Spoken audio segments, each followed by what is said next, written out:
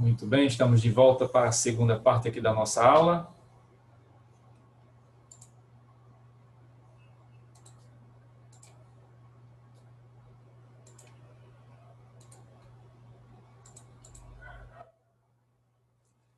Então, vimos aqui a segunda característica, né, a universalidade, que garante aí direitos para todos nós.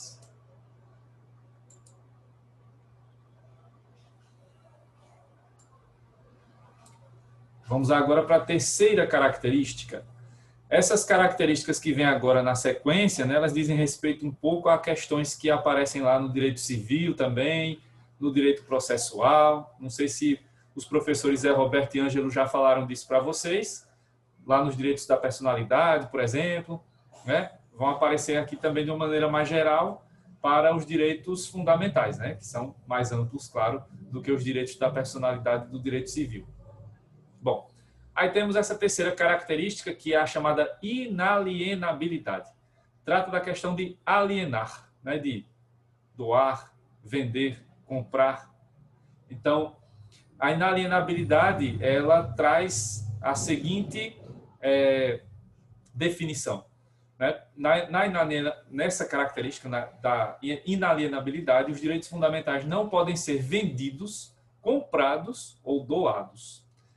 Isso, né, aqui a gente quer dizer com a inalienabilidade com relação à essência. Você não pode vender o seu direito como um todo, né? Você não pode trocar, né, o seu direito como um todo na sua essência, não pode doá-lo para outra pessoa, porque o direito é seu, pertence a você e você vai ficar com ele durante toda a sua vida, né? Então, não há possibilidade de alienação do direito em si, de você vender o seu direito e nunca mais poder exercê-lo, porque você vendeu esse direito para outra pessoa, né? De você poder comprar o direito de outra pessoa e, com isso, impedir que ela exerça seus direitos, né? Ou de doar, né, o seu direito, entregar para outra pessoa e nunca mais utilizar. Não, a ideia não é essa aqui, né? Os direitos pertencem a nós, a todos nós, e eles não vão poder ser objeto de transação comercial.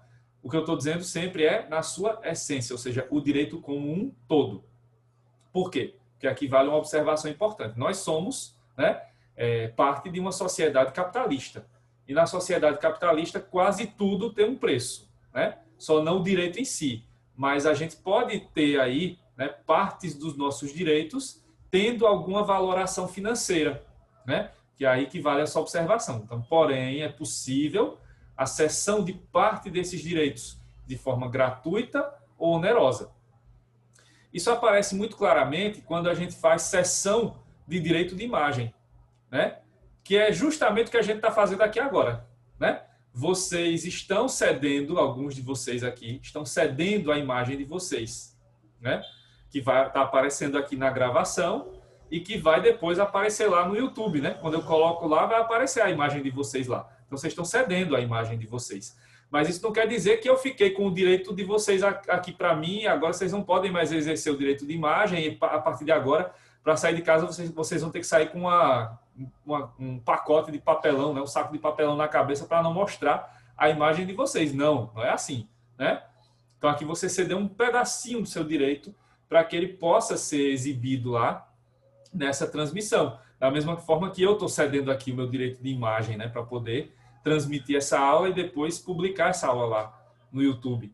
Então, a gente pode fazer essa sessão de maneira gratuita, às vezes de maneira onerosa, porque a gente está, né, no meu caso aqui, eu estou recebendo para trabalhar, então estou recebendo algo, né, em torno dessa sessão, mesmo que pequena, do meu direito à imagem, né? E isso falando aqui de nós, pobres mortais, né? Mas quando você fala lá de personalidades, né, jogadores de futebol, artistas de cinema, né, atores, atrizes e tal, cantores, cantoras, aí você tem uma questão muito mais ampla, né? Porque são pessoas que aparecem aí em vários comerciais, programas. Aí o Marcelo tá lembrando aqui dos reality shows, né? Big Brother da vida, Fazenda. É ali, né? Uma sessão gigantesca, né? Você está mostrando sua vida toda ali, né? Claro que não a vida toda, você está mostrando ali, né, muito mais do que você mostraria dentro, né, da sua casa, da sua intimidade ali. Então, você tá, né, a pessoa que vai lá para esses reality shows está, né, concordando em exibir muito mais, né, do que pessoas comuns exibem sobre as suas intimidades, né, sobre suas qualidades, seus defeitos, as brigas, né, enfim, essas coisas aí que não há audiência para esses reality shows.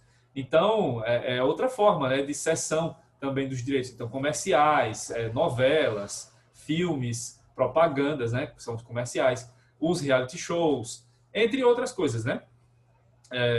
Até, né, sessão de imagem, hoje, com a pandemia, você faz em qualquer videoconferência, né? Então, você está assistindo lá e abre a câmera, já está cedendo sua imagem, né?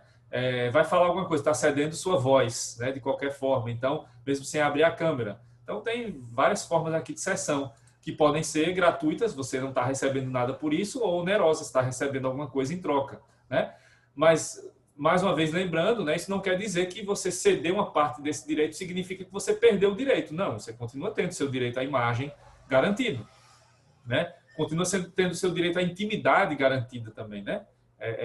Que isso também vocês vão ver mais à frente, que há uma discussão aqui sobre até onde pode ir o limite, né, de se exibir a intimidade de outra pessoa, a privacidade, né, de se entrar na privacidade de outra pessoa. Isso vai ter repercussões diferentes a depender da pessoa que vai sendo analisada. Se é uma pessoa pública, se é um político, por exemplo, né, se é um ator, se é uma atriz, a visão sobre invasão de privacidade é um pouco diferente da nossa, de nós, pobres mortais, que não temos tanta exposição pública, né? Então, há esse tratamento diferente também, a depender do tipo de pessoa e do nível de exposição a qual essa pessoa já está ali sendo submetida. Tudo isso implica, né, nessa questão da inalienabilidade e, claro, na consequente possibilidade de cessão de parte, não do todo, né? Só parte desse direito que vai sendo ali possível de ser cedido de maneira gratuita, doado, né, ou onerosa, né, em que você está recebendo algo por isso, está vendendo uma parte desse direito, certo? Então, isso corresponde à chamada inalienabilidade, né, a impossibilidade de alienação, né, de compra, venda, doação gratuita, onerosa de direitos em si, do direito na sua essência. Essa outra característica diz respeito a questões, né, civis também, processuais, que é imprescritibilidade. Quando se fala em imprescritibilidade, fala-se em prescrição, né? Que é aí a questão da perda do direito de ação, né, na definição processual. Quando se fala em imprescritibilidade aqui, quer dizer o seguinte, que os direitos fundamentais não sofrem prazo de prescrição para serem reivindicados, certo? Então, uma vez que nós sofremos uma ofensa a um de nossos direitos fundamentais, o entendimento aqui é de que não há um prazo de prescrição para que você busque esse direito, para que você busque, né, a garantia desse direito a nível judicial. Então, a qualquer tempo, você pode reivindicar esse direito lá a nível judicial, porque ele não sofre prazos de prescrição. Por essa definição, os crimes contra a humanidade seriam imprescritíveis, né? Então, crimes de genocídio, crimes de tortura, né? Crimes de homicídio, né, institucionalizado, que não se configurariam como genocídio ainda. Enfim, os crimes contra a humanidade em geral seriam considerados imprescritíveis. Mas aí eu coloquei o seriam, não é serão, né, ou são, seriam, está no condicional. Por quê? Porque aqui no Brasil, com aquele julgamento do Supremo Tribunal Federal sobre a lei da anistia, né, da ditadura militar, essa questão foi mitigada, ela foi relativizada, certo? Então, aqui no Brasil, o entendimento que ficou, né, consagrado depois da decisão do Supremo Tribunal Federal sobre a lei da anistia foi de que crimes contra a humanidade aqui, né, crime de tortura, crime de homicídio, desaparecimento forçado, genocídio, eles são imprescritíveis a partir da vigência da Constituição de 88. Então, de 88 para cá, eles são imprescritíveis, porque essa é uma previsão que está expressa na Constituição Federal Brasileira hoje, né? Mas crimes praticados antes de 88, antes dessa determinação constitucional, não estariam ainda cobertos por essa determinação. Aí é de novo aquela distinção entre direitos humanos e direitos fundamentais, porque a nível internacional, a ONU já garante lá, desde os anos 40, 50, que os crimes contra a humanidade são imprescritíveis, certo? Mas aqui o entendimento que o Supremo fez para, né, tentar dar uma contornada na situação ali da transição da ditadura militar para a democracia, foi esse entendimento de que só dá para garantir, né, a imprescritibilidade de crimes contra a humanidade depois da vigência da Constituição de 88. Então, aqueles crimes lá praticados pela ditadura, de tortura, né, desaparecimentos forçados, homicídios, nada disso, né, seria imprescritível. Por isso que até hoje não houve punição a nenhum agente da ditadura militar no Brasil, lá do período entre 64 e 85. O máximo que houve foi uma declaração, né, de que o tal do Brilhante Ustra era torturador, né, e no máximo existem lá as punições de caráter cível, né, que são indenizações. Foi criada a Comissão da Anistia, né, a comissão governamental, que trata, né, dessa questão da concessão de indenizações para as famílias ou para as próprias vítimas da ditadura. E houve já alguns processos, né, na Justiça Federal que tiveram ali a concessão de indenização por dano moral e tal, mas não passa disso, né? Nunca foi considerado crime, né? Nunca um agente da ditadura no Brasil foi submetido a um julgamento criminal, né, para ser preso, para ser submetido a uma lei penal, como já aconteceu nos outros países aqui, Argentina, Chile, etc. No Brasil isso não aconteceu. E aí, nesse nosso costume eterno de ficar jogando os nossos problemas para debaixo do tapete, depois esse problema vira um monstro e volta de novo, né? É o que está acontecendo agora em 2020, né? Desde 2019, na verdade, esse problema sério que temos aí, desse retorno dos militares ao poder, agora por vias democráticas, mas de vez em quando com o presidente querendo derrubar a democracia, né? E aí, enquanto isso, né, eles vão desmontando a própria comissão da anistia, né? Então estão até revendo indenizações que estão sendo pagas aí, né, reconhecidamente a vítimas da ditadura. Então, até esse problema está acontecendo no Brasil atual, de se rever até as políticas muito básicas que foram feitas ali de reparação, né, das vítimas ou para os familiares das vítimas da ditadura, certo? Então, aqui no Brasil tem esse porém, né, colocado aí pela lei de anistia e pela interpretação do Supremo Tribunal Federal sobre a lei da anistia. Interpretação que cada vez mais vai se mostrando equivocada, né? Mas o Supremo tem a chance de rever esse posicionamento, porque tem outra ação, né, que está questionando a recepção dessa lei da anistia pela Constituição de 88. Essa ação foi ajuizada pelo PSOL, né, alguns anos atrás, mas até hoje ela nem entrou na pauta de julgamento, né? Então, os ministros do Supremo estão sentados eternamente nas cadeiras esplêndidas, né, com o processo embaixo dela ou lá dentro da gaveta, e nem tem previsão de julgar novamente essa questão, que poderia mudar esse entendimento em relação a esses crimes horrendos que aconteceram durante a ditadura militar.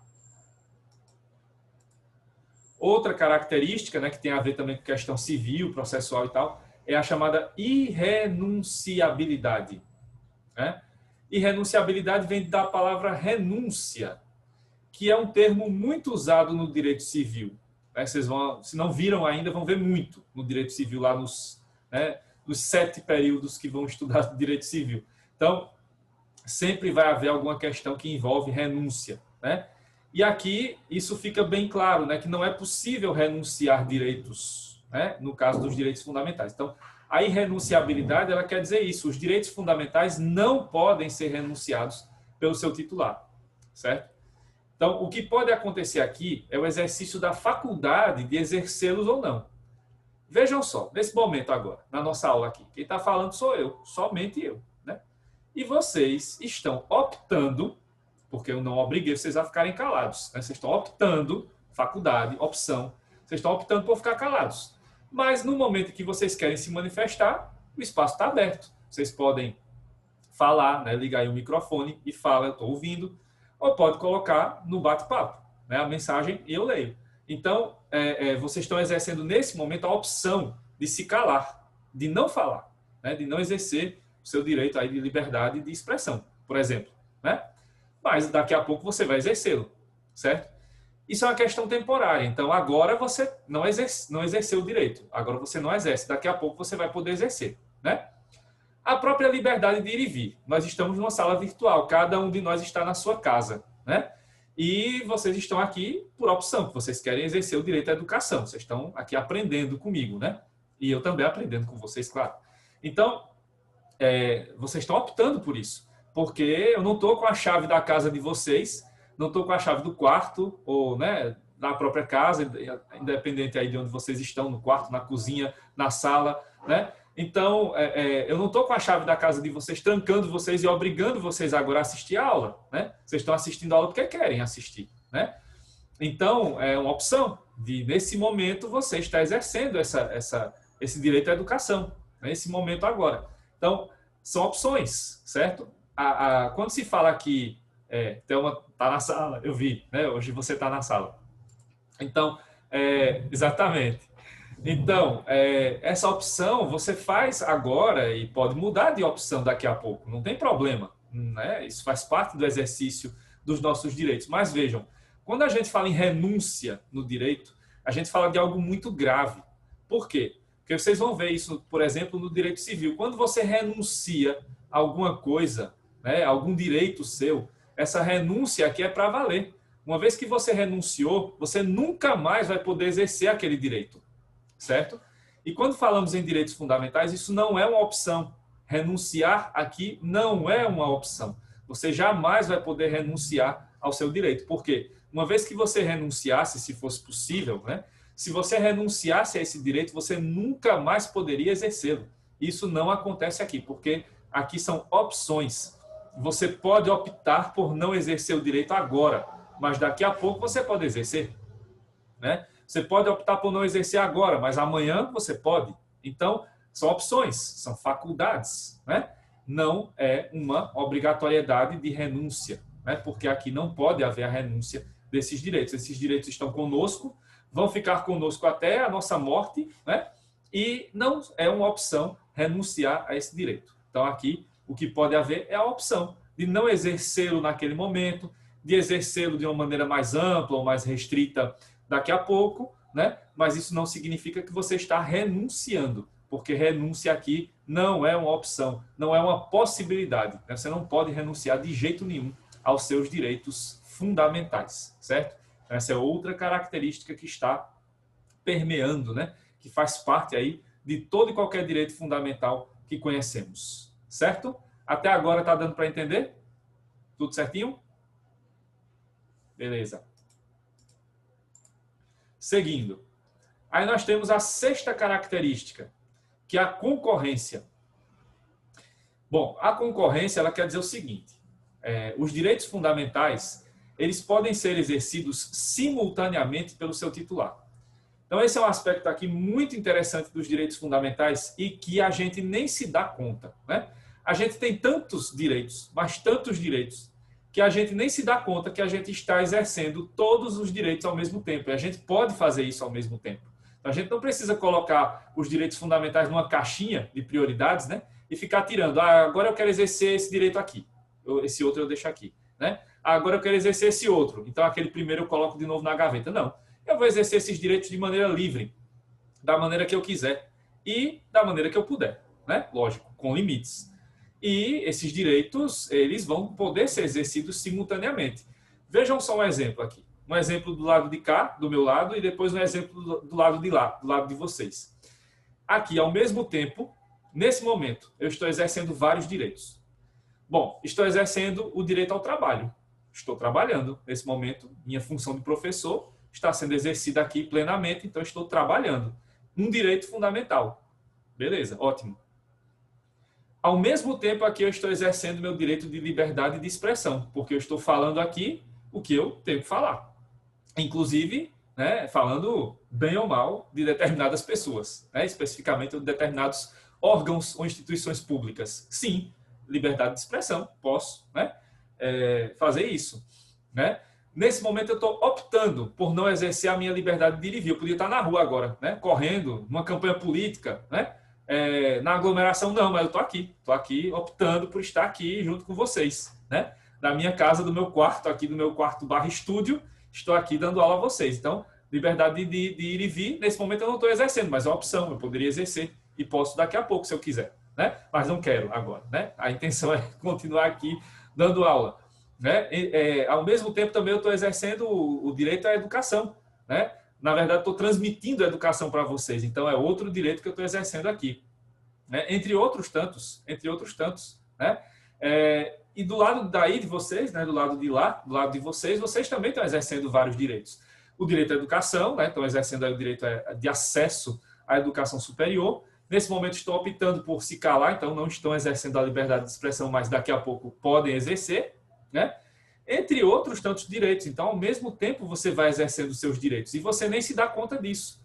Por isso que muita gente cai nessa onda aí de programa policialesco e diz: ah, mas eu não tenho direitos, cadê meus direitos humanos? Peraí, meu amigo, você tem tanto direito que você nem se dá conta dos direitos que você está exercendo ao mesmo tempo, né? E isso é uma característica básica dos direitos fundamentais, a concorrência. Todos estão sendo exercidos, todos podem ser exercidos simultaneamente, sem problema nenhum. Não vai dar conflito, não, né? A gente não vai ficar esquizofrênico por isso, não. Não vamos ter problemas, né, de sanidade mental. A gente vai poder exercer livremente, tranquilamente. E isso é tão real que a gente nem se dá conta no nosso dia a dia que a gente faz essas escolhas, que a gente exerce esses direitos de maneira simultânea, né, de maneira conjunta, né? E isso é típico dos direitos fundamentais. Eles são feitos para ser exercidos dessa maneira mesmo, né? Para que a gente não tenha que ficar optando, né? Para que a gente não tenha que perder tempo optando por um direito que vai exercer agora, outro depois. Não. Os direitos que a gente tiver que exercer naquele momento, a gente vai exercer sim. Certo? Então, essa é outra característica aí fundamental dos direitos fundamentais. A sétima característica é a chamada constitucionalização, que eu acho que vocês já estão mais ou menos cientes, né, pelo que estão vendo até agora, de que essa seria inevitavelmente uma característica, né? Os direitos fundamentais, eles são assim reconhecidos quando estão garantidos pelo texto constitucional. Então, essa é uma característica essencial para os direitos fundamentais. Por quê? Para que um direito fundamental seja assim reconhecido, é preciso que ele deva estar garantido na Constituição. Por isso que lá no direito civil, vocês aprendem os direitos da personalidade. São os direitos que estão no Código Civil. Mas para que aqueles direitos da personalidade se transformem em direitos fundamentais, eles precisam também estar previstos na Constituição. Então não basta ter só lá a previsão no Código Civil dos direitos da personalidade. Eles precisam estar aqui também no texto constitucional. Então, um direito só é considerado direito fundamental quando ele estiver previsto na Constituição. Hoje, os autores entendem que essa interpretação pode ser mais ampla. Então, tem que ser num texto expresso, tem que estar escrito lá com todas as letras o nome do direito. Às vezes não, às vezes ele pode estar garantido de maneira implícita, numa interpretação mais ampla e tal, né? Mas para que ele seja melhor protegido, sem sombra de dúvida, é melhor que ele esteja garantido por expresso, né? Já que no nosso direito o que vale é o que está escrito. Então, se houver a garantia por escrito, há uma proteção muito maior daquele direito do que se houver uma mera interpretação ali ampliativa da Constituição. Tanto é verdade que nos últimos anos, né, vários direitos foram sendo incluídos ali, como direitos sociais, lazer, transporte, alimentação, moradia, habitação. Esses direitos começaram a ser incluídos lá no artigo 6º da Constituição, justamente porque não bastava, né, o entendimento que ficou é que não bastava que você tivesse uma interpretação do Poder Judiciário. Ah, as pessoas têm direito à habitação e tal, porque os governos não seguiam isso, né? Não seguiam essa determinação. E uma vez que você tem a garantia na Constituição, então aí já começa a gerar uma obrigatoriedade, uma vinculação para que os governos realmente sigam aquela determinação sobre a garantia do lazer, sobre a garantia do transporte, sobre a garantia à alimentação básica, enfim, né, aos direitos aí que foram garantidos de maneira mais recente aí nos últimos anos na Constituição brasileira, né? E aí, como eu falei na primeira parte da aula, ainda falta muita coisa, né? Garantia do direito à internet como direito fundamental, garantia do direito à água com a proteção ampla que precisa, né, para que a gente possa proteger os nossos mananciais, os nossos rios, que são extremamente poluídos, quando não já morreram, como é o caso do Salgadinho aqui de Maceió, né, que já é um rio morto, é só hoje um córrego que é, né, alimentado por esgoto, porque a nascente dele já morreu, né? E uma coisa interessante, ninguém fala, né? Todo mundo, vou proteger o meio ambiente. Mas vê se algum candidato a prefeito falou em revitalizar a nascente do Salgadinho. Não se fala, porque não é prioridade. Como não é prioridade em outros lugares do Brasil, né? Basta ver São Paulo, né? A cidade mais rica do Brasil, a desgraça que são aqueles rios lá cortando a cidade fétidos e mortos praticamente, né? Então, se na cidade mais rica não tem preocupação, imagina nas outras. Né? E isso, vocês sabem muito bem, quem mora no interior, daqui de Alagoas e dos outros estados, sabe muito bem que nas outras cidades não é diferente, né? Os rios também estão poluídos, os rios estão praticamente mortos, né? Então, falta cuidado com isso. E aí, cadê, né, uma garantia mais ampla, mais forte ali da proteção e do acesso das pessoas, de todas as pessoas, à água, né? Então, está faltando também isso. Então, só há uma proteção maior, mesmo assim não é uma garantia completa, né? Porque ainda falta muito para garantir a alimentação para todo mundo, né? Moradia, habitação, transporte, etc. Mas aí só há uma garantia mais forte, né, desses direitos quando eles estão constitucionalizados, ou seja, quando eles estão garantidos no texto constitucional. É isso que quer dizer essa sétima característica, certo? Aí temos essa oitava característica, que é a chamada limitabilidade ou relatividade. Bom, aí nós temos essa definição, certo? De que os direitos fundamentais não são absolutos, podendo ser limitados apenas por outros direitos fundamentais. Então, a ideia aqui é de que os direitos fundamentais são limitáveis, né? São relativizáveis, ou seja, não são direitos absolutos ou não são direitos ilimitados, certo? Isso aqui tem muito a ver com a questão seguinte, de que os direitos fundamentais, eles não têm uma hierarquia entre eles, certo? Não há direitos fundamentais que prevaleçam sobre outros, certo? Não há uma hierarquia em que você tem sempre um direito que prevalece sobre o outro. A questão de se analisar qual direito deve prevalecer em caso de conflito, porque pode haver, né, conflito entre direitos fundamentais. Pode haver, claro. Se houver um conflito, né, que a gente chama aqui colisão de direitos fundamentais, então é possível resolver esse problema, mas de maneira pontual, caso a caso. O juiz vai analisando o caso, vai analisando de que maneira esses direitos aparecem naquela situação e vai determinando, caso a caso, qual é a melhor solução para aquele problema, né? Isso não quer dizer que, se, por exemplo, num caso de conflito entre liberdade de expressão e privacidade, né, ou liberdade de imprensa e privacidade, vai sempre prevalecer a liberdade de imprensa. Não.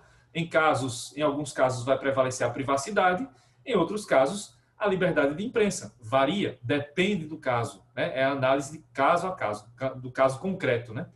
Então, isso só é possível porque os direitos fundamentais, eles são limitáveis, eles são relativizáveis, porque não há direitos fundamentais absolutos. Se houvesse um direito fundamental absoluto, então esse direito jamais poderia ser contrariado, né? E ele sempre prevaleceria sobre os outros. E não é isso que acontece. Então, todos os direitos fundamentais, eles são relativos. Eles podem ser ponderados, eles podem ceder espaço para outro direito, certo? E nesse ponto, e sob esse ponto de vista, nenhum direito é absoluto, nem o direito à vida é absoluto, né? Então, até o direito à vida, que é considerado o mais básico de todos, nem ele é absoluto, porque existem situações em que é possível que a vida seja retirada, né? Por conduta própria, por conduta de outra pessoa, né? Por determinação do Estado.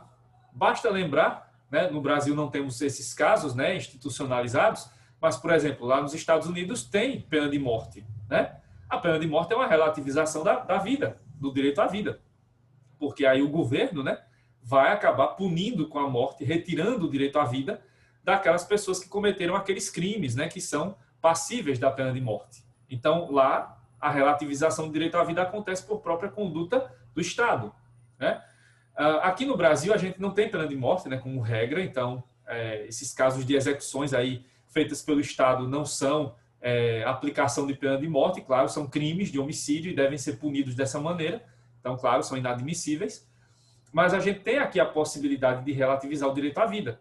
Por exemplo, no caso do aborto, né? O aborto, a gente sabe muito bem, não é legalizado no Brasil, né? O aborto não é a regra, o aborto é a exceção. Então, só pode haver aborto nos casos previstos em lei, né? Que são as exceções ao crime lá de aborto.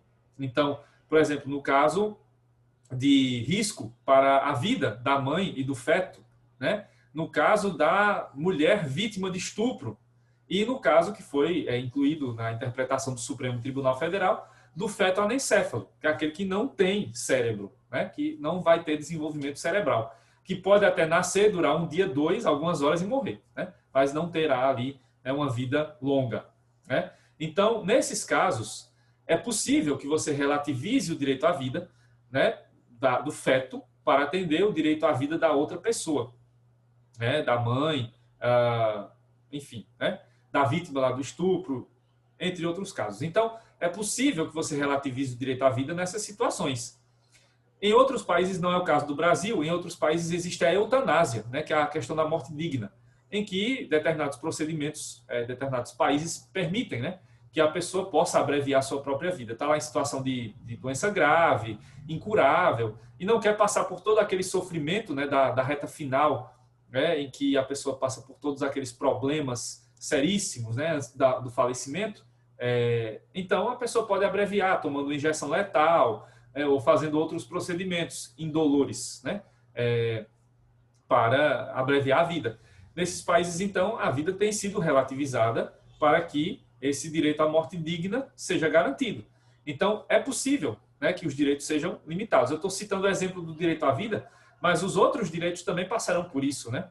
Educação, saúde, a liberdade de expressão, né, a liberdade de imprensa, a privacidade, intimidade, entre outros direitos, né? Todos eles passam por essa questão de serem limitados ou de serem relativizados. Agora, o importante aqui a destacar é que só quem pode limitar ou relativizar um direito fundamental é outro direito fundamental, certo? Aqui só pode haver uma colisão entre eles, né? Os próprios direitos fundamentais. Se houver, por exemplo, um conflito aparente entre um direito fundamental e um direito da personalidade lá do Código Civil, vai sempre prevalecer o direito fundamental. Aí não é limitado, não, né? Porque a questão da hierarquia, a Constituição vale mais do que o Código Civil, né? Então, aqui, quando houver o conflito entre os direitos fundamentais, é que vai ser resolvido dessa maneira. E aí, só pode haver limitação de direitos fundamentais por outros direitos fundamentais. Então, só eles que vão se limitar entre si. E aí, né, só para arrematar essa questão da limitabilidade, da relatividade, ocorre na interpretação constitucional, em que se utiliza do princípio da proporcionalidade e da técnica da ponderação de interesses, que vocês vão aprender depois como isso funciona, né? O princípio da proporcionalidade e a técnica da ponderação, que vai usar lá 3 passos, né, para fazer essa ponderação e para decidir sobre qual direito prevalece naquele caso concreto. E aí, só lembrando, quando o juiz decide dessa forma, claro, ele não está revogando o outro direito que perdeu essa batalha, ele apenas está aplicando para aquele caso essa decisão. Mas para casos semelhantes, né, que venham depois, ou casos um pouco diferentes, pode ser que a decisão também seja diferente, certo? Então, não quer dizer que aqui se constrói uma jurisprudência, né, única e exclusiva. Não, aqui cada caso vai sendo determinado pela interpretação constitucional feita aqui pelos ministros do Supremo Tribunal Federal, certo? Então é assim que funciona a chamada limitabilidade ou relatividade, deixando bem claro mais uma vez, e de uma vez por todas, né, que os direitos fundamentais não são absolutos, né? Eles podem sim ser limitados, eles podem ser relativizados pelos outros direitos fundamentais em caso de colisão, em caso de conflito, certo? E aqui temos outra característica fundamental, né? A nona, que é a chamada proibição de retrocesso ou efeito cliquet. Eu já falei disso aqui de maneira geral na aula passada, quando eu falei lá sobre o poder constituinte derivado, né? Cláusulas pétreas e tal, núcleo essencial. Mas agora a gente precisa ver de maneira mais clara, né, o que significa essa chamada proibição de retrocesso. Então vamos ver primeiro, né, o significado aqui da expressão que aparece do lado, né, o efeito cliquet, certo? Então usa-se, né, na doutrina as duas expressões, proibição de retrocesso e efeito cliquet. Esse efeito cliquet é uma alegoria feita, né, pela doutrina aqui a um equipamento que é usado pelos alpinistas, que é chamado cliquet por conta do barulhinho que faz o cliquezinho lá, né? Esse aparelhinho, né, esse instrumento, né, é usado, né, como se fosse um cabo, né, usado que fica ao redor da cintura dos alpinistas, quando eles vão subir a montanha, né? E aí é um cabo de segurança, né? É um cinto de segurança que eles usam e que eles fixam lá naqueles equipamentos que eles vão usando, né, nos fios, nos cabos, quando vão subindo a montanha. E esse cliquet é um equipamento que eles usam de segurança para o caso de, né, eles estão lá cavando a montanha para poder subir, e aí se acontecer algum problema, né, e a pedra não for fixado lá o instrumento, né, o cavador na pedra, então pode acontecer do alpinista perder o equilíbrio, né? E se ele não tivesse com esse cliquet, ele ia cair montanha abaixo, né? Mas aí o cliquet, o que é que ele faz? Ele segura, né? Se o alpinista estiver caindo, ele segura no cabo, né, nos cabos de segurança, e aí ele impede que a pessoa caia. Então ela vai ficar no mesmo lugar, vai ficar lá parada, não cai. E aí ela vai poder depois continuar subindo, né? Essa alegoria é usada justamente por conta do que ocorre aqui na proibição de retrocesso, né? Na definição que está aí, na proibição de retrocesso, nós temos a seguinte situação: os direitos fundamentais podem ser mantidos ou ampliados, mas nunca restringidos ou extintos por mudanças constitucionais. Então é como o alpinista com o seu cliquet, né? Se acontecer algum problema, ele fica no mesmo lugar. O cliquet segura ele ali. Então ele não cai. Ele só pode ficar no mesmo lugar ou subir até chegar ao topo da montanha. É o que acontece aqui com os direitos fundamentais. Então, uma vez que um direito fundamental é garantido na Constituição, ele jamais vai poder ser retirado dela. Ele jamais vai poder ser restringido, porque a partir de agora ele só pode ser ampliado. Então, mudanças para direitos fundamentais só existem para aumentar o seu nível de direitos, né? Para aumentar o seu alcance, nunca para diminuir, nunca para extinguir, nunca para acabar com aquele direito, que é justamente o que aparece lá no que a gente viu no artigo 60, parágrafo 4º, inciso 4º da Constituição, nas cláusulas pétreas, no núcleo essencial, quando se fala dos direitos e garantias individuais. Então, os direitos fundamentais hoje, né, têm essa proibição expressa do poder derivado fazer emendas, né, que tragam a possibilidade de restringir ou de extinguir direitos. Por isso que a reforma trabalhista não mexeu com a Constituição, porque não havia como retirar os direitos trabalhistas de lá, né? Mas a reforma da Previdência mexeu, né? E fez com que a gente perdesse alguns direitos ou criasse obstáculos, né? Restrições. Aí vem a dúvida. E para isso é que tem o Supremo, né? Para decidir sobre a constitucionalidade dessa emenda. Mas o Supremo não decide, como não tem decidido sobre nada, né, relevante aí desses ataques sistemáticos à Constituição nos últimos anos, né? E quando tem decidido é a favor do governo, né? E quando se fala a favor do governo é contra o povo, porque desde Michel Temer o governo tem sido contra o povo, né? O governo tem dado as costas ao povo. Então os últimos presidentes têm feito isso. Com Dilma já estava assim, né? Porque Dilma no segundo mandato já estava dando as costas para o povo também, por todos os motivos que já foram esclarecidos, né? E os que vieram depois dela vão agravando ainda mais o problema. Então, quando o Supremo vai para o lado do governo, né, e concede lá os direitos que o governo quer, isso significa que nós estamos perdendo os nossos direitos, né? E aí isso vai trazendo problemas, porque vai afetando essa característica que tem que ser respeitada para todos os direitos fundamentais, certo? Bom, com isso a gente viu aí as características, né, dos direitos fundamentais, deu para ver todas hoje.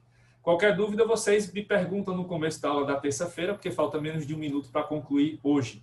Pessoal, boa eleição, votem lá com consciência, certo? Não anulem o voto, votem alguém pelo menos. E a gente se vê na terça-feira com os resultados aí das eleições, né? Tchau, gente. Até terça, professor. Eu vou trabalhar no dia. Boa noite, professor. Bom trabalho. Boa noite. Empresário, voluntário também. Boa noite. Vou trabalhar, viu? Tchau. Tchau.